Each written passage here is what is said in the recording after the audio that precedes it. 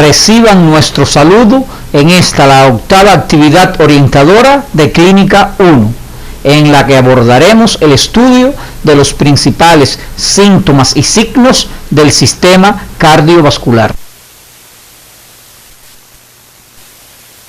Al concluir la actividad orientadora de hoy, serán capaces de vincular los contenidos morfofuncionales del sistema cardiovascular con las alteraciones que se encuentren al interrogatorio y el examen físico, describir la semiotecnia, semiografía, semiogénesis y el semiodiagnóstico de los síntomas y signos más frecuentes del sistema cardiovascular, y seleccionar los exámenes imagenológicos generales y especiales utilizados en el estudio de las afecciones de este sistema, teniendo en cuenta los datos obtenidos durante el interrogatorio y el examen físico.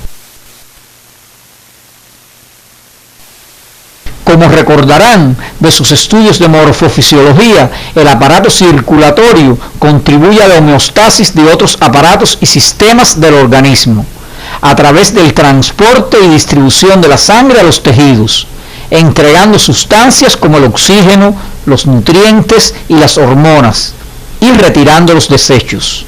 De esta afirmación se deduce que cualquier alteración en su funcionamiento conduce a trastornos en el organismo que, de no tratarse rápidamente, provocarían severos daños y en ocasiones la muerte. En la mañana de hoy, durante la clase práctica, observaron la realización del examen físico cardiovascular, y seguramente que durante tu práctica docente en el consultorio has asistido a un paciente que padece de enfermedad de este sistema. Estas en sí son responsables de la mayor parte de la morbilidad en los adultos que concurren a la consulta médica ambulatoria y de urgencia. Debes recordar de las asignaturas precedentes los aspectos anatomofuncionales de este sistema, lo que les permitirán comprender la sintomatología y hallazgos durante la exploración física. En este sistema, el interrogatorio es el que nos coloca en condiciones de llegar al diagnóstico, ya que en ocasiones se encuentran pocos hallazgos al examen físico, o este puede resultar normal, por lo que decimos que el interrogatorio es la llave del éxito en estos casos.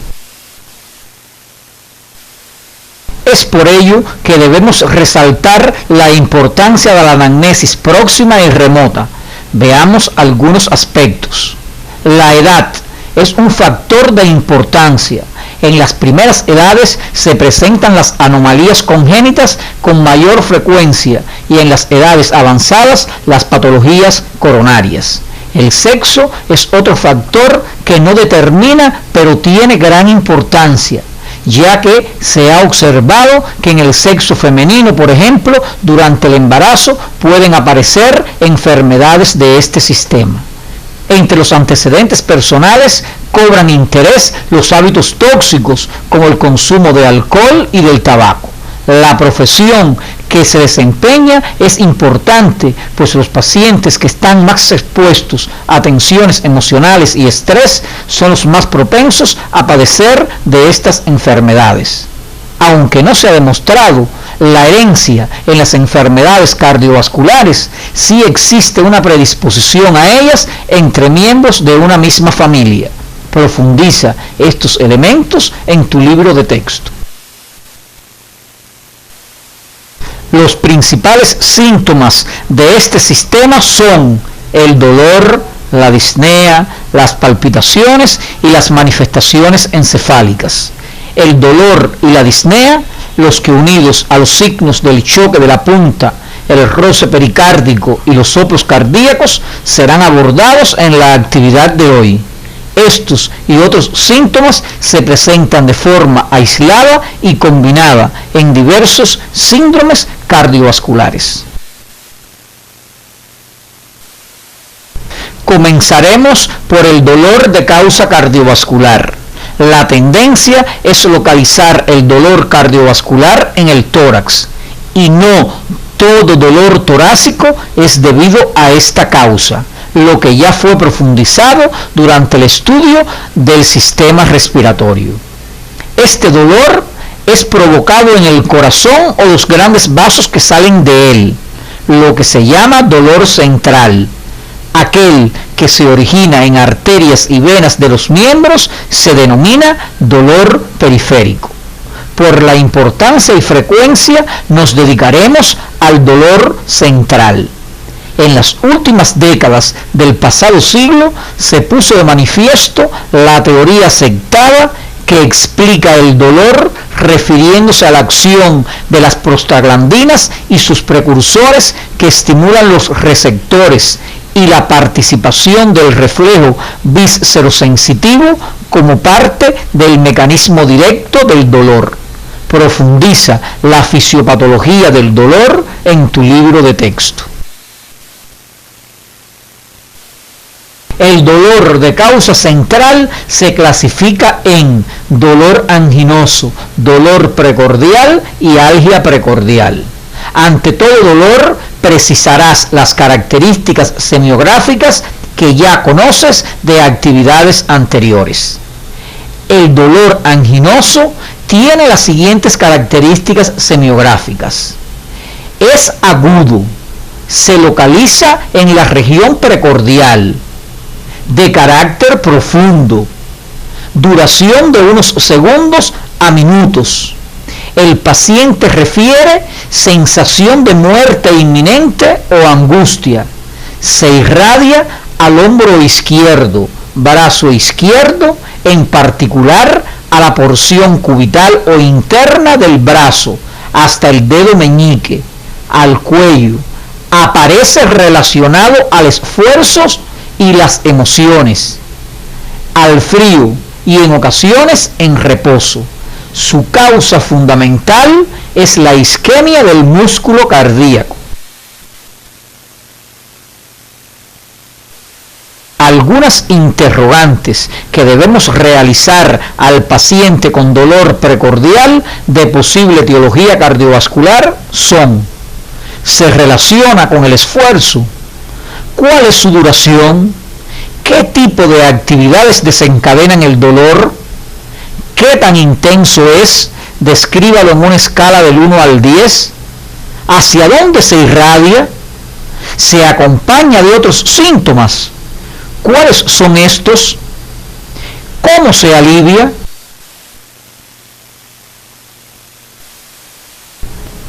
El semiodiagnóstico considera 3 tipos fundamentales del dolor anginoso, los que se distinguen por la duración, las condiciones de aparición y por el cuadro clínico. Así tenemos el dolor de la insuficiencia coronaria aguda sin oclusión. Es un evento producido por el déficit de circulación coronaria de forma brusca y acentuada, sin oclusión del vaso. Ejemplo, durante un gran esfuerzo, el shock traumático o quirúrgico o grandes hemorragias con caída brusca de la tensión arterial.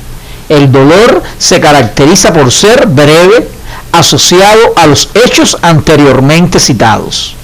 El dolor de la angina de pecho también se llama angina de esfuerzo, por ser este el que lo origina, pero no es exclusivo, porque en ocasiones se presenta al reposo, dura varios minutos, es fugaz y se debe a oclusiones parciales de la luz de la arteria coronaria. El dolor del infarto de miocardio se caracteriza por aparecer en reposo o al levantarse. Su duración es más prolongada que el de la angina. Puede durar horas. Es intenso y prolongado, con síntomas acompañantes que lo delatan, como son las náuseas, los vómitos, la frialdad de la piel, las sudoraciones, el shock, moderadas alteraciones del ritmo a la auscultación. Casi siempre es producido por embolia o trombosis de las arterias coronarias. Es un evento oclusivo mecánico. Todos estos aspectos debes profundizarlos en el semiodiagnóstico que aparece en tu libro de texto.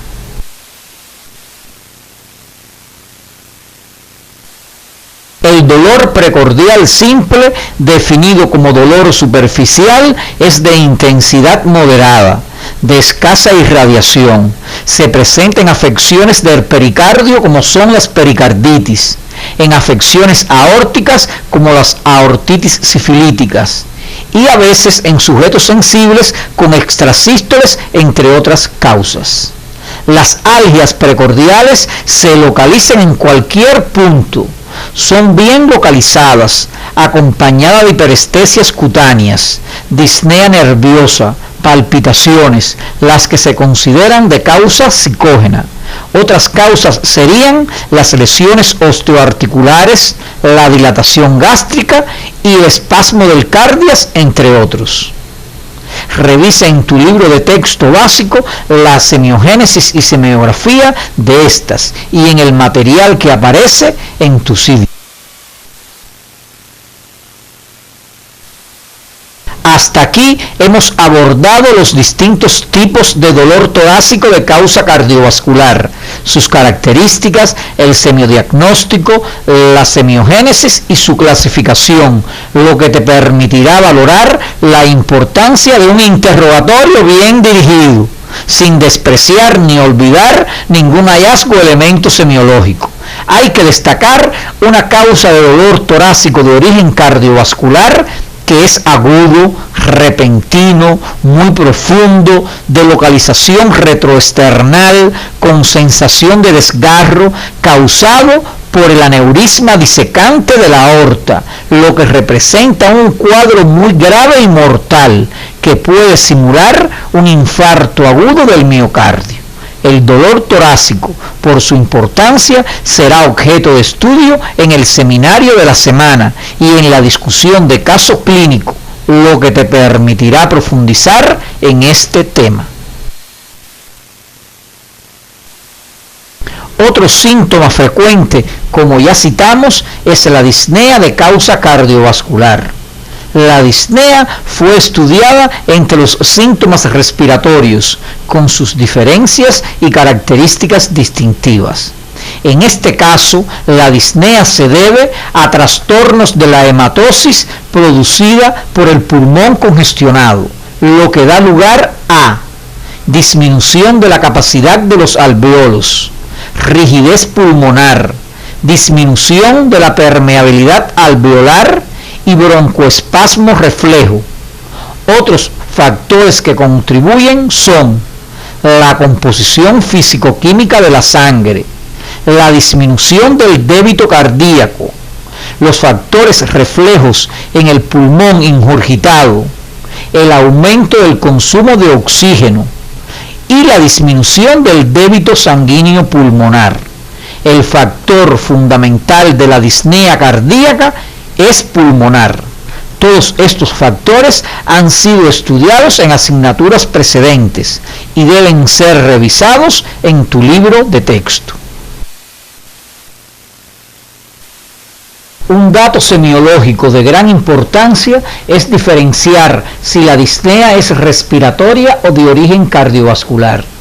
Un buen interrogatorio, la observación y el examen físico detallado te conducirán a distinguirla.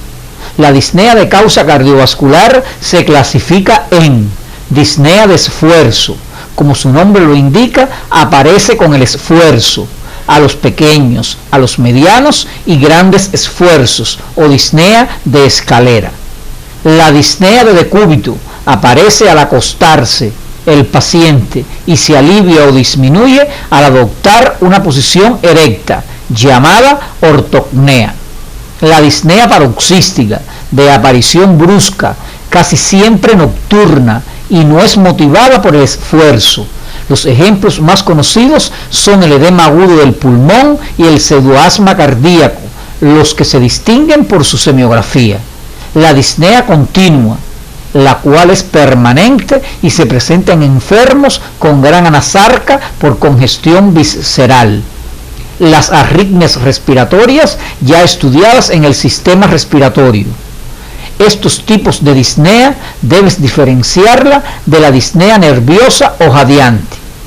Todas ellas deben ser revisadas en tu libro de texto, Podrás observarlas en tu práctica docente en cualquiera de los escenarios donde te encuentres.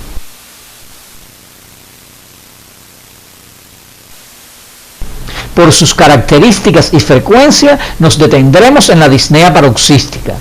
Como ya expresamos anteriormente, aparece generalmente en horas nocturnas, de manera súbita, no es motivada por el esfuerzo, es producida por un mismo fenómeno. Como expresamos anteriormente, sus ejemplos más característicos son el edema agudo del pulmón, que es un grado más avanzado del pseudoasma cardíaca.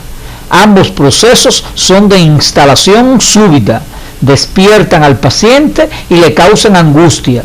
Producen síntomas acompañantes como son sudoración, palidez, tos poco intensa, con escasa expectoración, la cual es viscosa y en ocasiones sanguinolenta. La causa fundamental de este tipo de disnea es la congestión pulmonar brusca, producida por el déficit funcional del ventrículo izquierdo. La toma del pulso y la tensión arterial constituyen elementos inseparables del examen físico cardiovascular. Esto ya fue estudiado en asignaturas precedentes y demostrado en la clase práctica de hoy. Debes profundizarlo en tu estudio independiente y precisarás las alteraciones más frecuentes en la práctica diaria en los diferentes escenarios de la atención médica junto a tu profesor.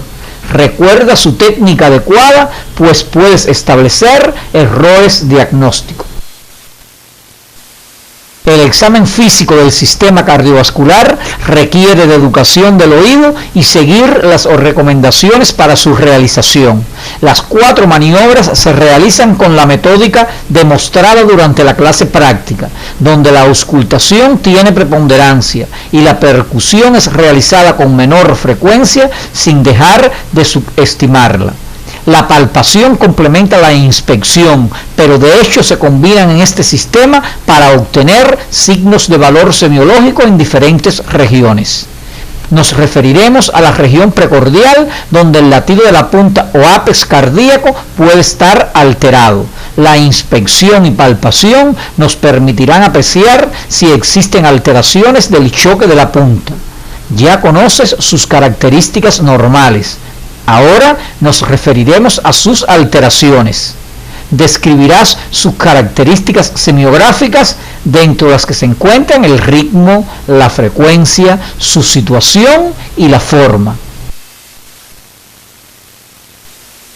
Las principales alteraciones del choque de la punta atendiendo a su localización son desplazamiento hacia la izquierda por hipertrofias de aurícula o ventrículo derecho, hacia arriba en casos de hipertensión abdominal por ascitis y quistes gigantes, hacia abajo por hipertrofia del ventrículo izquierdo y a la derecha como se observa en los casos de derrame pleural izquierdo.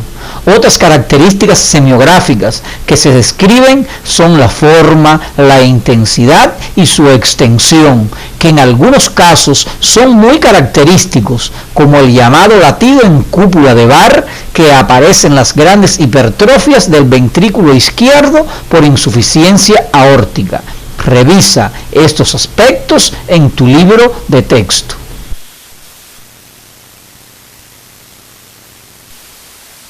Durante la auscultación resulta de vital importancia detectar la presencia de soplos. Para ello es indispensable identificar un patrón normal e identificar los componentes de los ruidos valvulares, sus diferencias y su proyección en la pared torácica.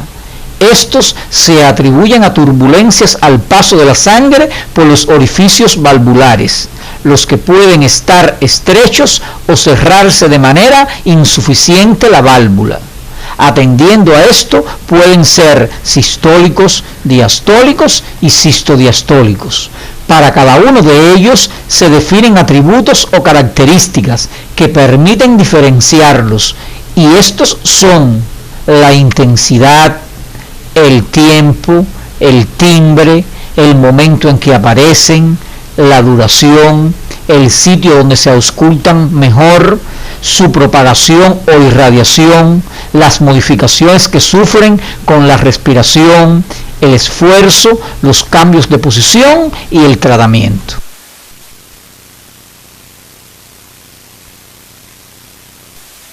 Observa y recuerda los sitios de auscultación cardíaca, los que se relacionan con la proyección valvular.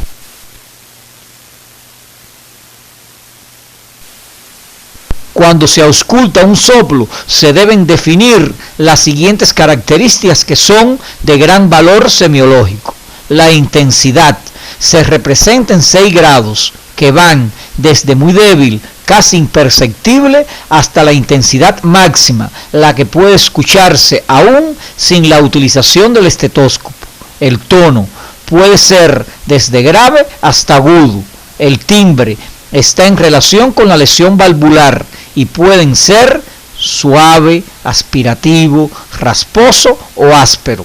El momento en que se escuchan, ya sea durante el sístole, durante el diástole o en ambos. La duración es cuánto tiempo ocupan durante el sístole o el diástole. El sitio, si se auscultan en la punta, en la base o en el mesocardio. La irradiación, que estará en dependencia de la válvula afectada, y las modificaciones que sufren a los cambios de posición, durante la respiración, al esfuerzo o al tratamiento. Es necesario expresar que los soplos orgánicos generalmente no se modifican por la posición. Para la mejor comprensión de los principales soplos cardíacos, te recomendamos revisar la fisiología del ciclo cardíaco y el material que aparece en tu CD, donde se organizan las características de cada uno de los soplos cardíacos. La simple clasificación no es lo que te permitirá la comprensión, solo la conseguirás con la interpretación fisiológica e identificación semiológica. Insistimos que lo más importante no es referir estas, sino identificarlas en la práctica. Durante el trabajo independiente, realiza un cuadro sinóptico con las características semiográficas de los principales soplos cardíacos y su semiodiagnóstico.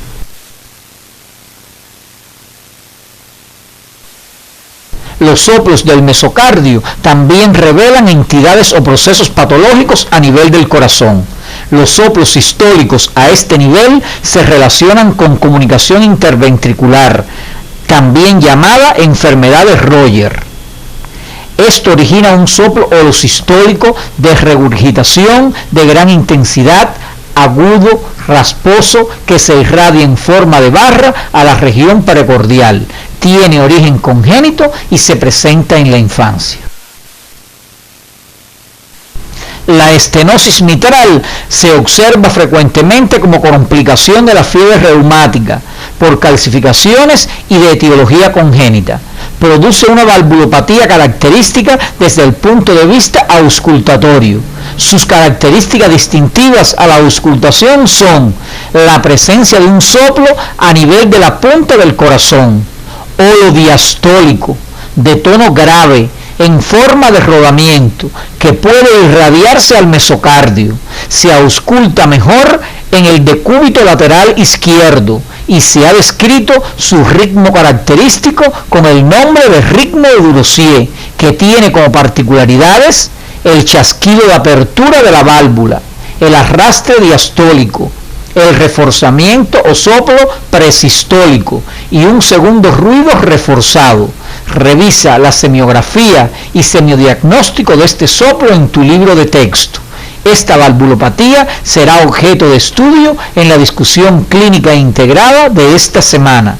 Escucha atentamente el ritmo de Durossier.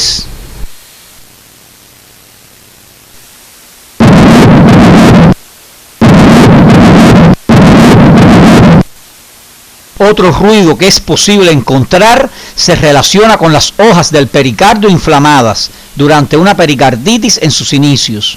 El roce entre ambas es capaz de generar un ruido que se sobrepone a los normales del corazón y se denomina frote pericárdico, el cual, si es intenso, puede dar un frémito pericárdico. Son ruidos ásperos y se sobreponen a los ruidos normales. Conviene auscultarlos estando el paciente en apnea expiratoria, sentado e inclinado hacia adelante, y aplicar algo de presión con el estetoscopio. Los ruidos se pueden auscultar en el sístole y en el diástole. Cuando se ubican solo en el sístole, se pueden confundir con un soplo.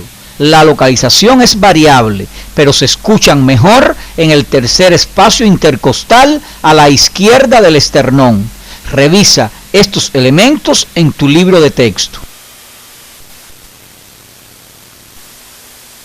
Otros síntomas y signos de origen cardiovascular están previstos como parte del estudio independiente. Entre estos se encuentran la lipotimia, el síncope, el vértigo, la claudicación intermitente, la cianosis, las alteraciones del pulso y de la tensión arterial, el reflujo hepatoyugular, el edema, la circulación colateral, las alteraciones del ritmo, de los que debes precisar su semiotecnia, semiografía, semiogénesis y semiodiagnóstico. Revisa los síntomas y signos generales que pueden constituir valiosos aportes semiológicos en los procesos cardiovasculares. Los medios diagnósticos disponibles en la actualidad han favorecido y esclarecido las patologías cardiovasculares, en especial las valvulopatías. Un medio diagnóstico no invasivo de utilidad para el registro de la función cardíaca es la electrocardiografía ambulatoria o prueba de Holter, que recibe este nombre en honor a su creador, el cual consiste en el registro electrocardiográfico del paciente mientras realiza sus actividades habituales. Suele estudiarse en un periodo de 24 a 48 horas. Las principales indicaciones del electrocardiograma ambulatorio son evaluar síntomas relacionados con alteraciones del ritmo, valorar el riesgo de eventos cardíacos futuros en pacientes sin síntomas de arritmias, medir la variabilidad de la frecuencia cardíaca en pacientes con riesgo de arritmias, evaluar el tratamiento antiarrítmico, evaluar la función de marcapasos y el control de la isquemia.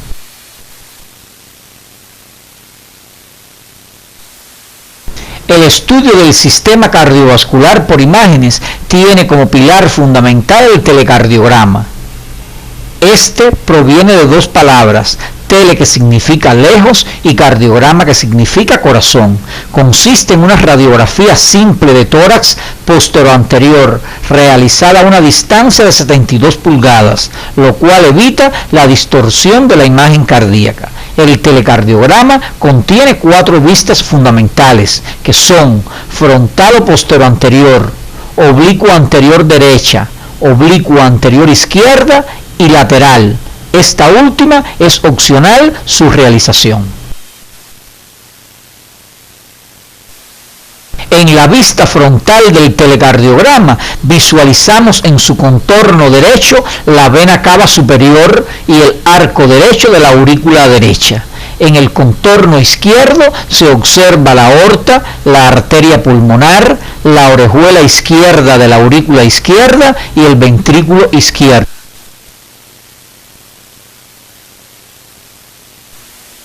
En la vista oblicua anterior derecha se informa si existe crecimiento de la aurícula izquierda, pues aparece desplazamiento del esófago. En la vista oblicua anterior izquierda informa el crecimiento de la aurícula izquierda cuando desplaza hacia arriba el bronquio izquierdo. Cuando la punta del corazón rebasa la columna vertebral, revela el aumento de tamaño del ventrículo izquierdo. El índice cardiotorácico informa el tamaño del área cardíaca para determinar la existencia o no de cardiomegalia.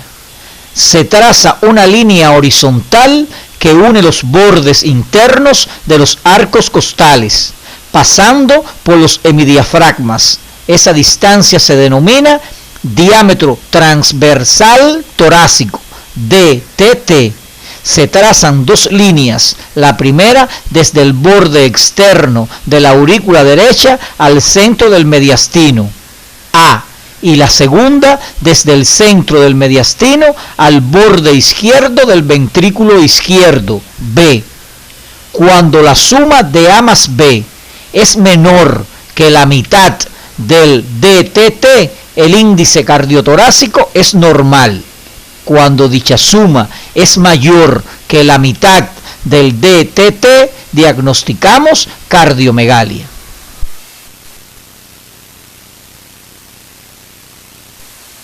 El aumento del tamaño del ventrículo izquierdo, conocido como cardiomegalia a predominio izquierdo, se caracteriza por aumento del índice cardiotorácico, con descenso de la punta del corazón hacia el diafragma. Es importante visualizar correctamente los hilios del pulmón, ya que el fallo ventricular izquierdo conlleva la ingurgitación vascular de los mismos como un signo de insuficiencia cardíaca. La opacificación vascular de las arterias coronarias requiere coronariografía, examen fundamental para el estudio de las coronariopatías. Puede realizarse por cateterismo selectivo o por angioTAC.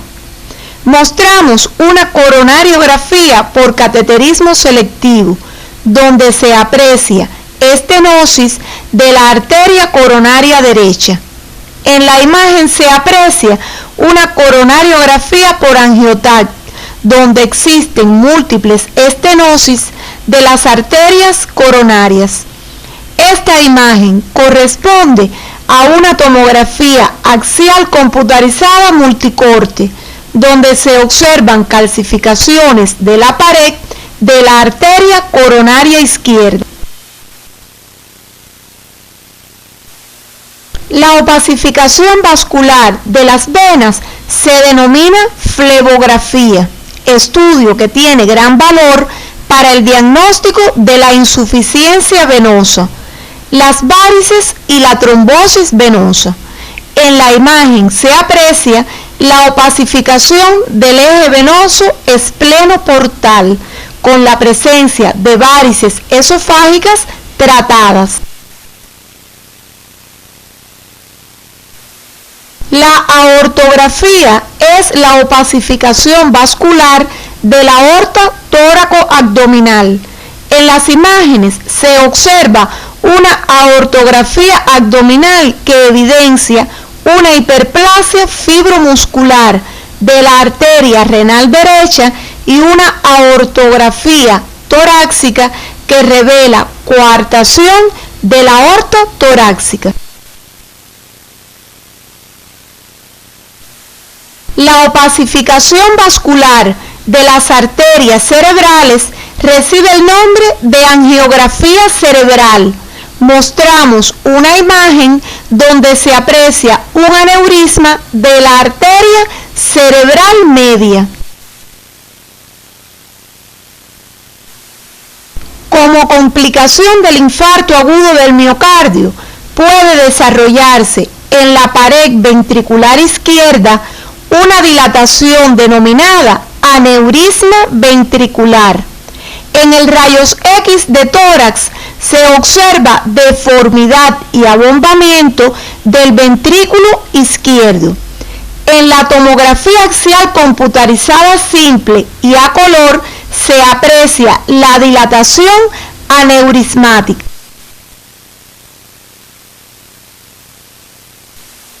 El examen Doppler determina el flujo sanguíneo. Permite obtener una gráfica denominada espectro, donde lo que se registra por encima de la línea es positivo y es sangre que se acerca al transductor. Lo que se registra por debajo es negativo y constituye la sangre que se aleja del transductor. Esto facilita conocer la dirección del flujo sanguíneo.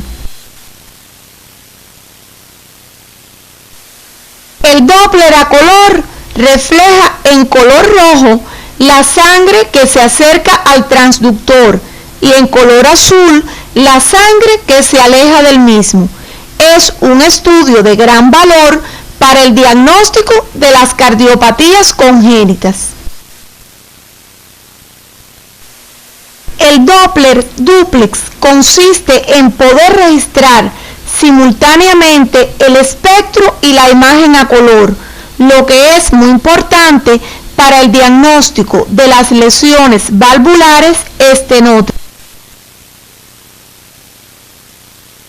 Al terminar la actividad orientadora, arribamos a las siguientes conclusiones.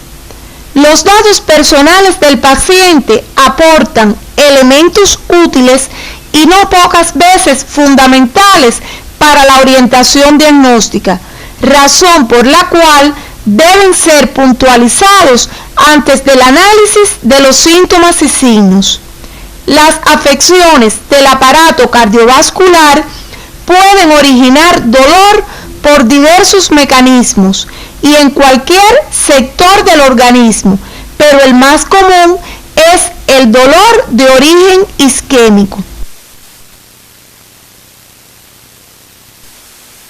La disnea originada por una afección cardiovascular suele manifestarse cuando aumentan las demandas metabólicas y en consecuencia por el esfuerzo muscular y la tensión emocional, o estar presente aún durante el reposo físico y mental.